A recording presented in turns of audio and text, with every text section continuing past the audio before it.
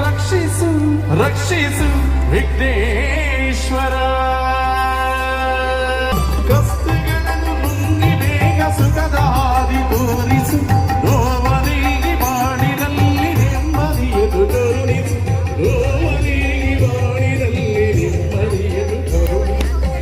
ಗಣೇಶ ಜಯ ಗಣೇಶ ಜಯ ಗಣೇಶ ರಕ್ಷಿಸು.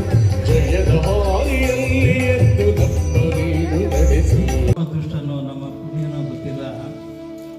ಒಂದೇ ಒಂದು ಗ್ರಹದಲ್ಲಿ ಮಾತ್ರ ಜೀವಿಗಳು ಜೀವಿಸ್ತವೆ. ಅದು ಯಾವುದದು ಗ್ರಹ? ಅರ್ಥ ಅಲ್ವಾ? ನಾವು ಹುಟ್ಟಿದ್ದೇ ಒಂದು ಪುಣ್ಯ ಆಗುತ್ತೆ. ಚಂದ್ರಯಾನ 3 ಇದನ್ನ ನಮ್ಮ ದೇಶದಿಂದ ಬಿಟ್ಟಂತಹ ರಾಕೆಟ್ ಚಂದ್ರಯಾನವನ್ನು ದಕ್ಷಿಣ ಧ್ರುವದಲ್ಲಿ ತಲುಪಿದ ಒಂದು ಸವಿ ನೆನಪಿಗೋಸ್ಕರ ಈ ದಿನಾಚರಣೆಯನ್ನು ಮಾಡ್ತೀವಿ. ಅದ್ಭುತವಾದ ನುಡಿಗಳ ಮೂಲಕವಾಗಿ APJ ಅಬ್ದುಲ್ ಕಲಾಂ. APJ ಅಂದ್ರೆ ಏನು ಅಂತ ಹೇಳಿದ್ದು? APJ ಅಮೂಲ್ ಫಕೀರ್ ಜೈನುಲಾಬ್ದೀನ್ ಅಬ್ದುಲ್ ಕಲಾಂ, ಪ್ರಕ್ಷೇಪಣಾಸ್ತ್ರ ಪುರುಷ, ದಿ ವಿಂಗ್ಸ್ ಆಫ್ ಫೈರ್ ಅಲ್ವಾ? ಅಗ್ನಿಕ್ಯೂಡಾನ್. ಮಹಾನ್ ಒಬ್ಬ ವಿಜ್ಞಾನಿ, ದಾರ್ಶನಿಕ, ಒಬ್ಬ ತತ್ವಜ್ಞಾನಿ, ಅತ್ಯುತ್ತಮವಾದಂತಹ ವಿಚಾರಧಾರೆಗಳನ್ನ ಇಡೀ ಜಗತ್ತಿಗೆ ತೋರಿಸಿಕೊಟ್ಟಂತಹ ವ್ಯಕ್ತಿ. ಒಂದು ಮಾತನ್ನು ಹೇಳ್ತಾರೆ, ಅವಮಾನಿಸಿದವರನ್ನ ಗೌರವಿಸಿ. ಎಲ್ಲರಿಗೂ ನಮಸ್ಕಾರ. ಇಂದು 23 ಆಗಸ್ಟ್ 2026 ಇಂದು ನಾವು ನ್ಯಾಷನಲ್ ಸ್ಪೇಸ್ ಡೇ ಅನ್ನ ಆಚರಣೆ ಮಾಡ್ತಾ ಇದ್ದೀವಿ. ಆಗಸ್ಟ್ 23, 2023 3 ವರ್ಷ ಹಿಂದೆ ಚಂದ್ರಯಾನ 3 ಸಕ್ಸಸ್ಫುಲ್ ಆಗಿ ಲ್ಯಾಂಡ್ ಆಯಿತು. ಮೂನಿನ ಸೌತ್ ಪೋಲ್ ಅಲ್ಲಿ ಲ್ಯಾಂಡ್ ಆಯಿತು. ಅದಕ್ಕೆ ಶಿವಶಕ್ತಿ ಪಾಯಿಂಟ್ ಅಂತಾನು ಹೆಸರಿಟ್ಟಿರೋದು. ಇಸ್ರೋ ನಾಸಾಗಿಂತ ಹೆಚ್ಚ? ಹೌದು. ವೈ ಹೇಳ್ತೀನಿ ನೋಡಿ. ಚಂದ್ರಯಾನ 3 ಸಕ್ಸಸ್ಫುಲ್ ಆಗಿ ಲ್ಯಾಂಡ್ ಆಗೋದಕ್ಕೆ ನಾವು ಖರ್ಚು ಮಾಡಿದ್ದು 615 ಕೋಟಿ ಮಾತ್ರ. ಆದ್ರೆ ರಷ್ಯಾ ಅವರು ಎಷ್ಟು ಮಾಡಿದ್ದಾರೆ? 16,000 ಕೋಟಿನ ಖರ್ಚು ಮಾಡಿದ್ದಾರೆ. ಅಮೆರಿಕ ಅವರು ಎಷ್ಟು ಮಾಡಿದ್ದಾರೆ? 51,000 ಕೋಟಿನ ಖರ್ಚು ಮಾಡಿದ್ದಾರೆ.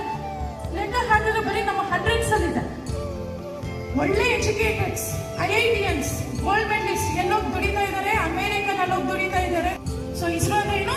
Indian space research organisation.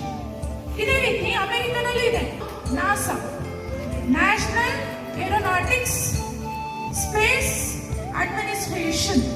ಅಮೆರಿಕನಲ್ಲಿ ದುಡಿಯೋದಕ್ಕೆ ನಮ್ಮ ದೇಶದ ಒಂದು ಲೇಡಿ ತನ್ನ ಪ್ರಾಣವನ್ನ ತ್ಯಾಗ ಮಾಡಿದ್ರು. ಯಾರದು? ಕಲ್ಪನಾ ಚಾವ್ಲಾ. ನಾಸಾ ಅವರಿಗೆ ಗೊತ್ತಾಯಿತು ಕಲ್ಪನಾ ಚಾವ್ಲಾ ಇನ್ನ ವಾಪಸ್ ಬರಲ್ಲ ಅಂತ. ಆದ್ರೆ ಅವ್ರು ಸೀಕ್ರೆಟ್ ಆಗಿ ಇಟ್ಟಿದ್ರು.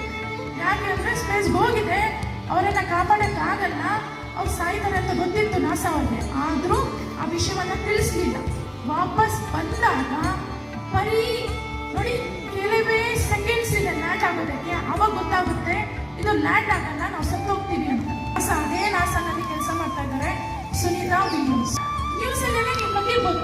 ಸುನೀತಾ ವಿಲಿಯಮ್ಸ್ ಲ್ಯಾಂಡ್ ಆದಾಗ ನೀವು ಗಮನಿಸಿದ್ದೀರಾ? ಅವ ನಡೆಯಕ್ಕೆ ಕಾಲಲ್ಲೂ ಆಗ್ಲಿಲ್ಲ, ಕಷ್ಟ ಇದೆ. ಯಾಕೆ ಅಂದ್ರೆ ಝೀರೋ ಗ್ರಾವಿಟಿನಲ್ಲಿ ಅವ್ರು ಇದ್ದಿದ್ದು.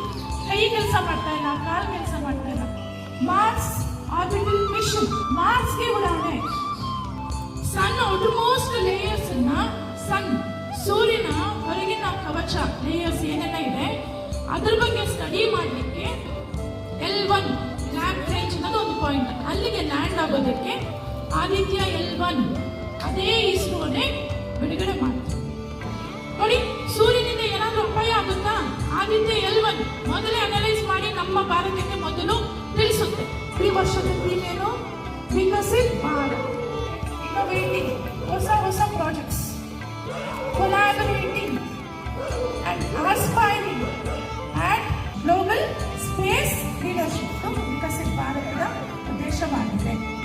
ಈ ರಾಕೆಟ್ಸ್ ನಾವೇನಂತ ಕರಿತೀವಿ? ಮಲ್ಟಿ ಸ್ಟೇಜ್ ರಾಕೆಟ್ಸ್ ಅಂತ ಕರಿತೀವಿ. ಏನಂತ ಕರೀಬೇಕು? Multi stage rockets.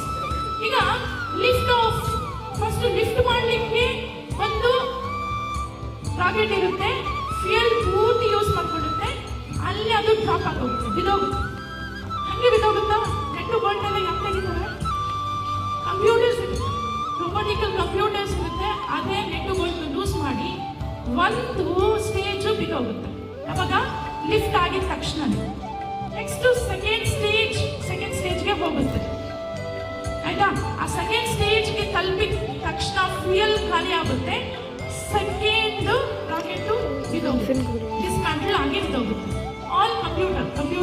ಮಾಡಿತ್ತು.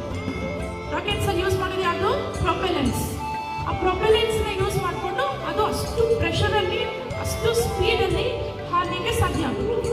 ಈ ಬಾಹ್ಯಾಕಾಶದಿಂದ ಬಾಹ್ಯಾಕಾಶಕ್ಕೆ ಸಂಬಂಧಿಸಿದಂತೆ ಕುತೂಹಲವನ್ನ ಯುವಶಕ್ತಿ, ಯಾರು ಯುವಶಕ್ತಿ, ಈಗ ನೀವೆಲ್ಲ ಏನಿದ್ರು ನಿಮ್ಮಂತ ವಿದ್ಯಾರ್ಥಿಗಳಲ್ಲಿ ಯುವಕರಲ್ಲಿ ಈ ಒಂದು ಬಾಹ್ಯಾಕಾಶಕ್ಕೆ ಸಂಬಂಧಿಸಿದಂತೆ ಹಡಿಗಲ್ಲನ್ನ ಮೊದಲು ನಮ್ಮ ದೇಶದಲ್ಲಿ ಮೂಡಿಸಿದವರು ಡಾಕ್ಟರ್ ವಿಕ್ರಮ್ ಸಾರಾಭಾಯ್.